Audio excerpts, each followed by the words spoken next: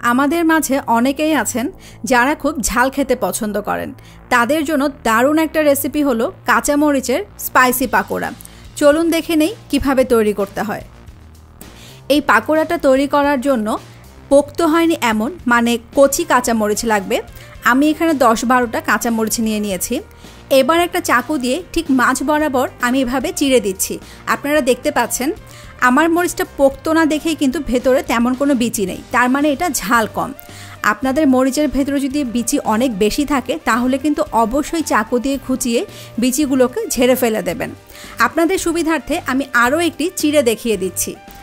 মরিচের ঝালটা যেন খুব বেশি না লাগে সেই জন্য মরিচের ভেতরে আমি লবণ আর বিট লবণের একটু মিক্স দিয়ে দেব। মিক্সটা তৈরি করার উপায় হচ্ছে যতটুকু লবণ দেবেন তার অর্ধেক বিট লবণ দিতে হবে। খুব ভালো করে মিক্স করে নিয়ে মরিচটা এভাবে ফাঁকা করে খুব সাবধানে লবণ আর বিট লবণের মিক্সটা ঢুকিয়ে দিচ্ছি। খুব বেশি দেওয়ার দরকার নেই, আপনারা দেখতে পাচ্ছেন আমি কিন্তু অল্প একটু নিচ্ছি, নিয়ে আস্তে করে টেনে দিচ্ছি। যতটুকু লাগার লেগে যাবে বাকিটা কিন্তু নিচে পড়ে যাবে। ঠিক এভাবে আমাকে সবগুলো মরিচ করে নিতে হবে। এই পাকোড়াটার কিন্তু এটুকুই প্রিপারেশন। এবার আমি ভাজতে চলে যাচ্ছি। একটা প্যানে পর্যাপ্ত পরিমাণ তেল দিয়ে খুব ভালো করে গরম করে নিয়েছি। হয়েছে কিনা একটু দেখে নিলাম। এবার মরিচগুলোকে আমি বেসনের ভেতরে দিয়ে দিচ্ছি। একটা একটা করে মরিচের বোটা ধরে ঠিক এভাবে বেসনের মধ্যে খুব ভালো করে ডুবিয়ে তারপর আমি খুব সাবধানে তেলে ছেড়ে দিচ্ছি। পুরো প্রসেসটাতে একটু লক্ষ্য রাখবেন মরিচের গায়ে যেন কোনো পানি না থাকে, তাহলে কিন্তু মরিচের গায়ে বেসনটা ভালোভাবে লাগবে না।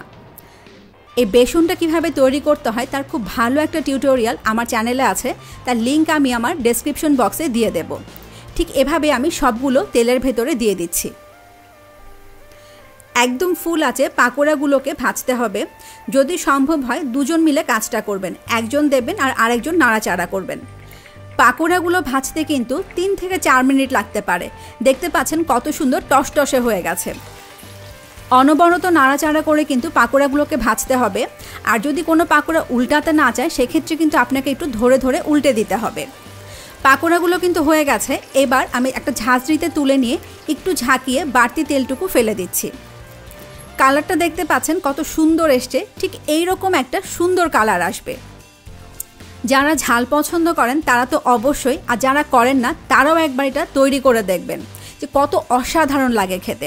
আর চটপট তৈরি করা যায় বলে এটা তৈরি করতেও বেশ সুবিধা। আর কাঁচামরিচের কিন্তু অনেক গুণাবলী আছে, সেটা আপনারা একটু ইন্টারনেটে সার্চ দিলেই বুঝতে পারবেন। তো আজ এ পর্যন্তই, আবারও দেখা হবে অনলাইনে নতুন কোনো রেসিপি নিয়ে। সে পর্যন্ত সবাই ভালো থাকার চেষ্টা করবেন, আমাদের জন্য দোয়া করবেন। ভিডিওটি দেখার জন্য সবাইকে অসংখ্য অসংখ্য ধন্যবাদ।